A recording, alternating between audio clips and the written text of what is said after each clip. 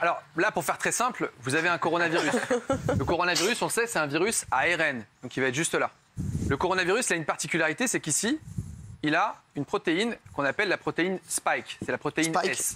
C'est la yuck des C'est elle, cette protéine, qui va s'accrocher sur la cellule pulmonaire et vous rendre malade. Ah merde. Ce qu'on a réussi à faire, et ce qui est incroyable, c'est qu'on a réussi à déterminer le code génétique de l'intégralité du virus. Et on a réussi, grâce à l'ARN justement, à partir d'un brin d'ARN, pouvoir créer justement cette protéine S. C'est la spike? C'est la protéine Spike. Donc qu'est-ce qu'on fait? On va prendre cet ARN.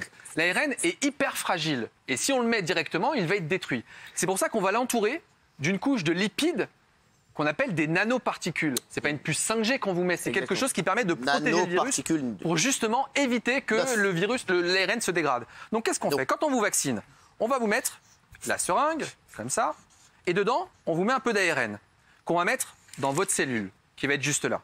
On vous injecte là, vous avez de l'ARN qui est dans la cellule. Qu'est-ce qui va se passer? Eh bien, on va créer à ce moment-là cette petite protéine S qui va être créée naturellement. Elle va sortir de la cellule. Et une fois qu'elle va être sortie de la cellule, qu'est-ce qui va se passer? Votre système immunitaire va se dire, oh là là, on est en train de tomber malade. Elle va donc créer des anticorps.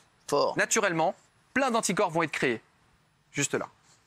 Le jour où elle rencontre le virus, c'est-à-dire une fois que vous allez rencontrer quelqu'un qui est malade, nique sa mère. Au lieu de tomber malade, d'emblée, vous avez ces anticorps qui sont juste là, qui vont venir se fixer là, et qui vont empêcher finalement vous de tomber malade, parce que ça va être du virus. Dernière chose, et la chose la plus importante, on dit souvent que l'ARN change le code génétique. Oui. Eh bien, figurez-vous que le code génétique, l'ADN, il est là. Où ça? Ici, à l'intérieur, dans le noyau. L'ARN ne va jamais dans l'ADN. Votre matériel génétique ne sera jamais changé. La seule chose qui va se passer, c'est que votre système immunitaire va créer lui-même les anticorps et va vous protéger. Ça, c'est le Pfizer qui fait ça. Ça, c'est le vaccin ARN, c'est le vaccin Pfizer. Exactement, parce que l'autre, l'AstraZeneca, c'est pas pareil. C'est un peu différent. On se sert d'un adénovirus.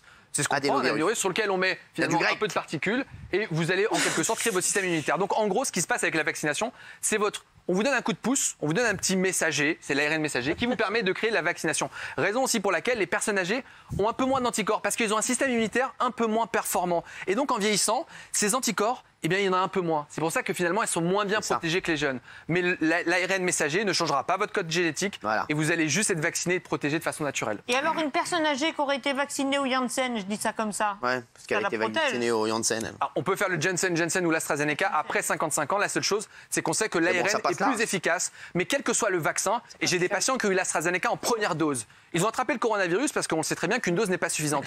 Eh bien, sur les patients que j'ai eus, aucun n'a fait de forme grave. Au lieu d'aller à l'hôpital, au lieu d'en mourir, eh bien, ils ont un test PCR positif. Certains ont eu la température, mais ils n'en sont pas morts. Et c'est ça aussi l'enjeu. C'est que la vaccination, ça marche, ça sauve des vies. On se rend compte qu'en ce moment, l'épidémie est en train de s'écrouler. Partout là où on vaccine, l'épidémie est contrôlée. Et donc, c'est une perspective de retrouver une vie normale à condition qu'on soit tous vaccinés pour éviter l'émergence de variants. Florian Philippot, c'était pas de moi. Elle s'écroule aussi là où on vaccine beaucoup moins. C'est ça, ce que je vous disais tout à l'heure. Donc il faut. Donc vous pensez que c'est aussi un test de saisonnalité? Mais bien sûr.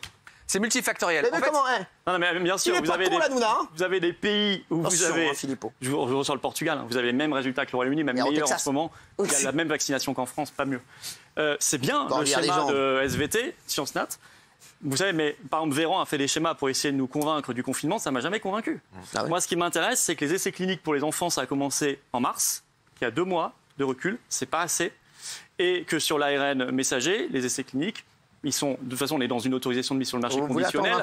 On est sur des essais cliniques qui ne sont pas vieux. C'est que c'est trop tôt, Florian. Mais bien sûr. Et puis surtout pour les enfants, encore une fois, il n'y a pas d'intérêt. Donc on les utilise un peu comme, je le dis, du bouche-trou, du bouche-piqûre, voilà, du bouche à seringue pour les autres. Et ça, c'est inacceptable du point de vue éthique, moral, philosophique.